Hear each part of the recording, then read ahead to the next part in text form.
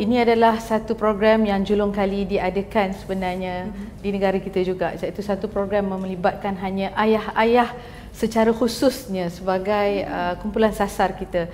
Seperti yang kita tahu ya Ina, satu yang amat menyedihkan apabila sudah berapa Jumaat ya, ayah-ayah ini tidak bersama di masjid dan surau-surau Jumaat untuk berkumpul mendapatkan maklumat-maklumat yang sebenarnya boleh dikongsikan dengan keluarga, dengan masyarakat, dengan organisasi dan orang-orang yang terdekat.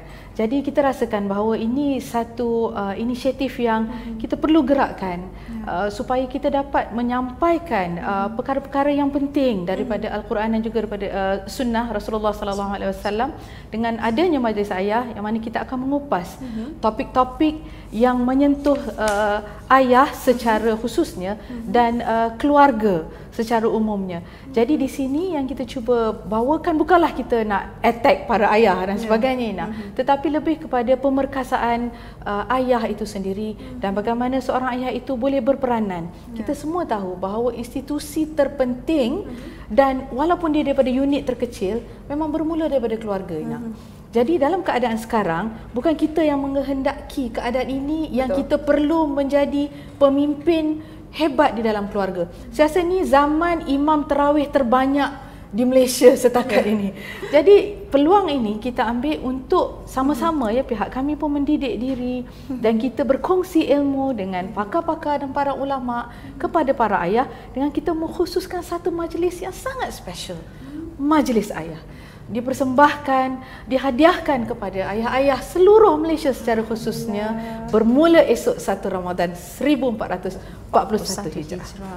Selalunya kita ada majlis untuk ibu, kan, majlis hari guru dan sebagainya. Ayah-ayah ni walaupun ada sambutan setiap tahun, tetapi saya pasti untuk 1 hingga 29 Ramadan ini sangat-sangat istimewa buat para ayah khususnya. Sangat istimewa. Ini bukan it's not even close to Father's Day.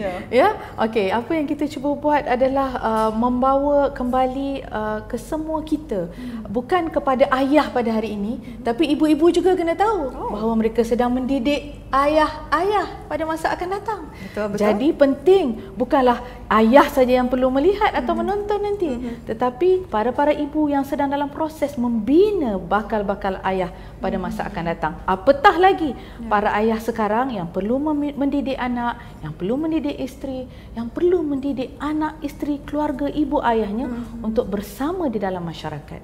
Jadi kita mengambil peluang ini, kita mengajak seramai-ramainya rakyat Malaysia untuk bersama-sama melihat intipati yang akan dikongsikan kepada semua, insya-Allah.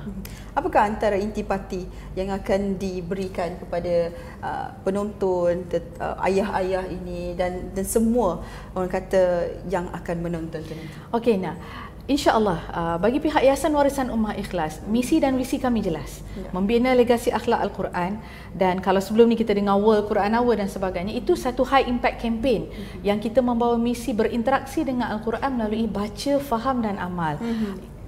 World Quran Hour adalah sesuatu yang menjurus kepada sesuatu kempen besar-besaran, tetapi targetnya adalah My Quran Hour, iaitu sekurang-kurangnya 1 jam sehari bersama Al-Quran sebagai permulaan selama 365 hari. Maknanya kita tak boleh tinggal Al-Quran, tetapi perlu dimasuki di dalam institusi keluarga terlebih dahulu. Apabila masuk dalam institusi keluarga, dia akan melibatkan kepada ibu, ayah, anak, datuk dan nenek dan mungkin ahli keluarga itu sendiri. Jadi My Family Quran Hour yang dibawa oleh Yayasan Warisan Ummah Ikhlas ini masih membawa misi yang sama, iaitu baca, faham dan amal, tetapi di dalam usaha membawa kepada masuk syurga sekeluarga. Ina bina rumah besar. Seronok ke masuk seorang-seorang? Mesti tak seronok. Macam mana kita sampai di syurga nanti tiba-tiba anak tak ada, suami tak ada, isteri tak ada. Betapa sedihnya terasa. Jadi bukanlah kita katakan, wah ibu hari ni cukup, aku saja yang pergi kelas pengajian Al-Quran. Ayah pun kata, okeylah dah simpan janggut panjang, dah berkepiah, kita pergi, dah haji, dah apa, kita pergi habiskan masa di surau. Anak kita nanti dia tahulah. Kita pun tahu umur tak mengenal usia. Jadi apa yang kita cuba bawa adalah misi masuk syurga sekeluarga ini. 3 resolusi yang kita akan bawakan adalah bina syurga di rumah, bina rumah di syurga dan berjuang masuk syurga sekeluarga.